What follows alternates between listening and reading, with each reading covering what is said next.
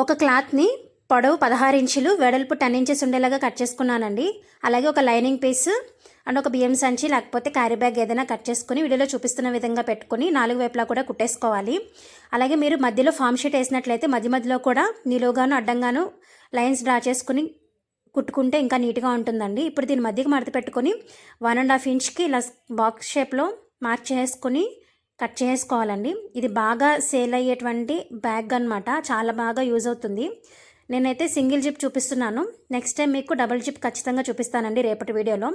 ఇలా కట్ చేసుకున్న తర్వాత హ్యాండిల్స్ కోసం అటు 2.5 ఇంచ్కి 2.5 ఇంచ్కి మార్క్ చేసుకుని హ్యాండిల్స్ వీడియోలో చూపిస్తున్న విధంగా పెట్టుకుని స్టిచ్ చేసుకోవాలి.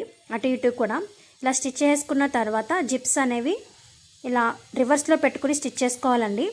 స్టిచ్ చేసుకున్న తర్వాత పీచులు రాకుండా ఉండడం కోసం లైనింగ్ పీస్ తీసుకుని లోపలికి అయితే ఫోల్డ్ చేసుకోవాలి. రెండో వైపు కూడా అంతే.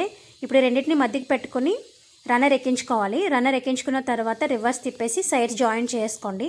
సైడ్ జాయిన్ చేసుకున్న తర్వాత పీచులు రాకుండా పైపింగ్ వేసుకొని ఇప్పుడు ఈ కార్నర్స్లో ఇలా పట్టుకొని స్టిచ్ చేసుకోవడమే. స్టిచ్ చేసుకుని రివర్స్ తిప్పేసుకుంటే బ్యూటిఫుల్ హ్యాండ్ బ్యాగ్ అయితే రెడీ అయిపోయినట్టేనండి.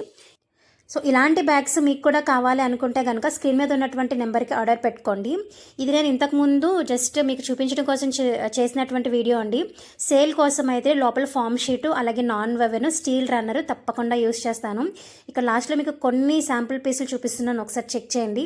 అలాగే రేపటి వీడియోలో నాన్ వెవెన్ గురించి, ఫామ్ షీట్ గురించి, రన్నర్ గురించి, ఈ డబల్ జిప్పర్ ఎలా స్టిచ్ చేసుకోవాలి ఇదంతా కూడా ప్రతి ఒక్కటి డీటెయిల్డ్గా రేపటి లాంగ్ వీడియోలో పోస్ట్ చేస్తానండి.